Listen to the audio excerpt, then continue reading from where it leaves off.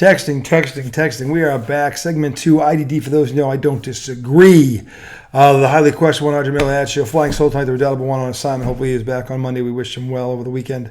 Segment 2, Boston Bruins, NHL playoffs. We have a Game 6 up in Beantown tomorrow night. We have a Game 6 because in Game 5, one Jeremy Swayman, we call him Stonewall Swayman up in the North Country, stood on his head, 29 shots, 28 saves. And by the way, he predicted this series was coming back to Boston. So he pulled a Larry Joe and called his shot, and did he deliver? Big time. As the Bruins in a dogfight outlasted Florida 2-1 down there in the Orange State. To bring things back up north in Boston tomorrow night for what should be a very exciting Game 6. Now, the question is, Brad Marchand, can he play? Does he play? Where is he? The Bruins, and I was talking to a few Bruins fans today, and everybody seemed to be in agreement. They got to find a way to get 3 goals. It's been hard for them to get 3 goals in this series. I mean, they have to find a way to manufacture some offense tomorrow night. Because, look, as good as Swayman has been, and he's been MVP worthy, you're asking a lot of this kid. You really are. We've got to get – Pasternak's got to show up. Pasternak's got to be Pasta tomorrow night. He really does. They need a goal and an assist out of him at least tomorrow night. Because, look, and I'm not saying Swayman can't do it again because his track record says he can't. But it would be nice – it would be nice if he was playing with a 2-goal cushion for once and had some room for error, because right now he has no margin for error. And I'm not saying he can't do it again. I think he could. It would just be for my heart, okay, for my own personal health and that of the Bruins nation. If they could put up 3 or 4 goals tomorrow night and he gives up 1 or 2 and they force a Game 7, that would be ideal. But obviously the big question is Brad Marchand. I know he's been practicing. He was not cleared for Game 5. So I don't know how close he really is. The extra day, again, they played on Tuesday. They got 2 days off. Maybe the extra day helps. Obviously, if he's not fit, I mean, with a head injury like that, you got to play with kid gloves. I mean, because if you can get Game 6 at home, maybe you get him in Game 7 down in Florida. I mean, the Bruins have to play this one very carefully because while they need him back, if Pastrnak can be Pastrnak tomorrow night, they might be able to get away without him another game. And it would be a nice shot in the arm if they were to win tomorrow night without him, and then he plays or is able to go in Game 7 down in Florida. That would be the best case scenario. But again, if he's cleared and he can play tomorrow night, play him, obviously. But if he's on the fence, it's a tough call. I mean, your season is on the line, so we can't assume anything at this point because right now they have had a hard time scoring. They just have. So either way, if someone said to me he's got to play, I would understand both arguments. Let's put it that way. I really want to see him back out there, just because I know what his presence would do to that crowd. They're going to be in a frenzy already, but if he shows up or comes on that ice in uniform, the roof might blow off that place. And that would be huge. So I'm not saying yes or no either way. I certainly understand both arguments. If you in the comment section below, tell me what you think. Should he play, and if so, why? If you think he should sit out, tell me that he should, and give me a reason why. If you're so inclined, I'd love to hear your thoughts on this because honestly, I've talked to a few people today, and they're kind of split right down the middle. And the thing is, they understood the other side. No matter what side they fell on, they, like me, understood the other argument. And they weren't going crazy. It made sense. So either way, it makes sense. It's a very interesting scenario here with the Bruins. So I don't know. I know what his return would mean to that crowd. I know what it would mean to that team. But if they can get over the hump tomorrow without him, and he can play in Game 7, he comes in for that in a hostile environment. That could be the ultimate, shot in the arm that they need. And again, I see both sides of it. I'm not opposed to either. I'm kind of, to me, it's right down the middle. I don't know.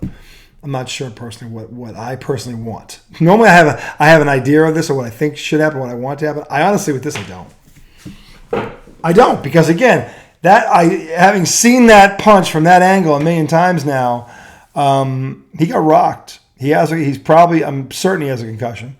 If they haven't, I haven't heard that officially, but they may have said it up there. Maybe you have heard it. I don't know, but I haven't officially heard concussion. But when you're out this, it's probably what it is. So another game, if he misses game 6, they're at home. Swayman's been terrific. We need Pasta to be Pasta tomorrow night. And McAvoy got a goal. He finally did something right for once, Sean. We need McAvoy to play great tomorrow night. We need the defense to play great tomorrow night. It's not all on Swayman. I mean, honestly, if Swayman gives up 5 goals tomorrow night, I'm not going to blame Jeremy Swayman for this series. I'm going to blame the Bruins' lack of offense. Because he stood on his head enough to give them. Honestly, and let's be honest, that goal that was allowed after the cross-check,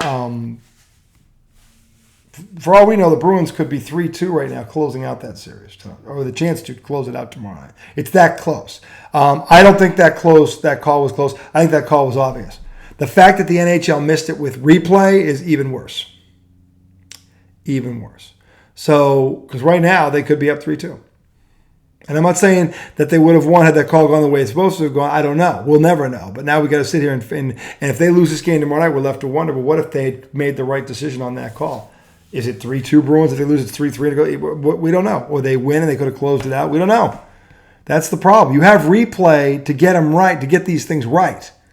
And I've looked at that replay several times, including this morning, and it's still the wrong call. So they screwed this up on a massive level. For the Bruins to overcome this would be monumental, given their history of folding and flaming out.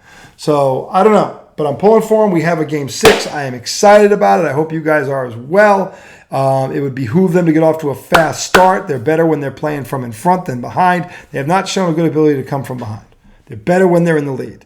And then the crowd gets into it. Swayman starts getting riled up, and then who knows what can happen. But they've got to get a lead. They've got to get a 1-2 goal lead early, and they've got to keep the pressure on these guys. But the Bruins are the desperate team. Florida can lose this game and go back home. They're not done. The Bruins must win. It's that simple. One team is desperate, one team is not. We'll see who comes out with what tomorrow night. But Marchand is a big question mark right now, so it's interesting. Just so you guys know, updated score. The Rangers finally closed out. They won 4-2. They beat Carolina 5-3. They win that series 4-2. At the end of the second period, Edmonton, Vancouver out west are tied at 2. That series is knotted up at 2. So New York is through. So they're waiting the winner of the Bruins Panthers series. So that's the deal in the East, or rather in the NHL. The other series, by the way, which also resumes tomorrow, Avalanche are up 3-1 on the Stars. I'm sorry. Dallas leads that series. Dallas is up 3-2 on the Avalanche. Game 6 is tomorrow night on TNT. So there's a couple of Game 6s tomorrow night. Boston is at 7 o'clock, and the Avalanche Stars game is at 10 o'clock. So that's the doubleheader on TNT tomorrow night. So that'll be very interesting. But I'm looking forward to this game. I'm pulling for the Bruins. They've shown some grit. They've shown some guile. They've been shorthanded. They've gotten screwed, and they haven't quit. So that says something about their character. They've been resilient. Let's see if they can do it again tomorrow night.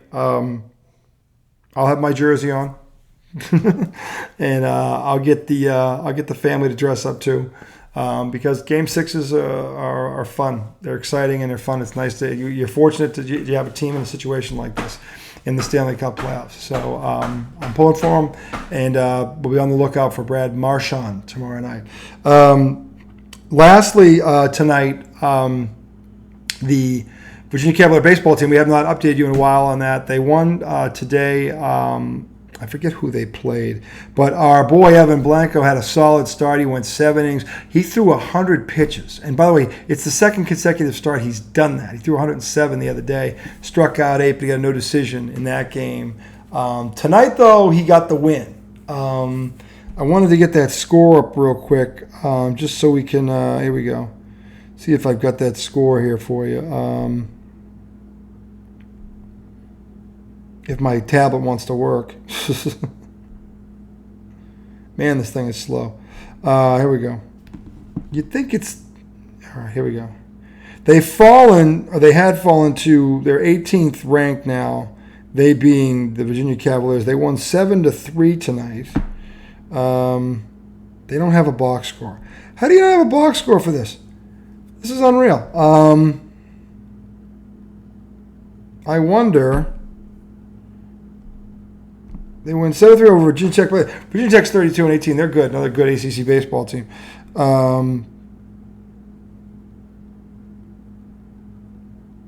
Eric Becker struck first with a 2-run home run, by the way. As they won. But Blanco went 7 innings. He struck out 2.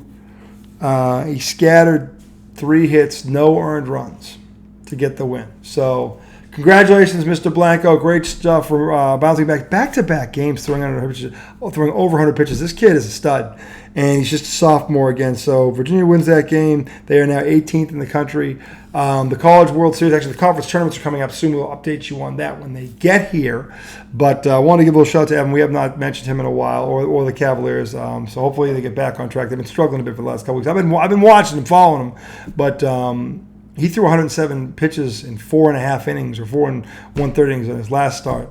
And he gave up 3 earned runs, but he struck out 8, but he got a no decision. So for him to throw back-to-back 100-pitch games, and this time he pitches a shutout, it's pretty impressive for a sophomore. So kudos to him, and we'll keep you guys updated on that. And when the conference tournaments start, we'll let you know what the seedings are and who's going where and what. But until then, we will return on Monday. Is it Monday? Yeah, Monday. It might be sooner than that, depending on if the Knicks win tomorrow night. If the Knicks win tomorrow night, you might see me Saturday or Sunday morning with a Game 1 preview of the Eastern Conference Finals. If Indianapolis wins, which I'm hoping for, then we will return Monday night, because Game 7 will be Sunday, and we'll have the conference final set, and we'll preview that on Monday. So until then, you guys enjoy the weekend. Enjoy the NBA and NHL playoffs. We have a Game 7 Minnesota-Denver over the weekend. This is Game 6 tomorrow night, Dallas and OKC. And also, of course, New York and Indianapolis, and of course the NHL is going on. A lot of good stuff this time of year. It's a great time to be a sports fan. So you guys enjoy it, and I will see you either Sunday or Monday, depending on what happens tomorrow night with Game 6, New York, Indiana. So until then, for the redoubtable one himself, the highly questionable one, you guys know the drill.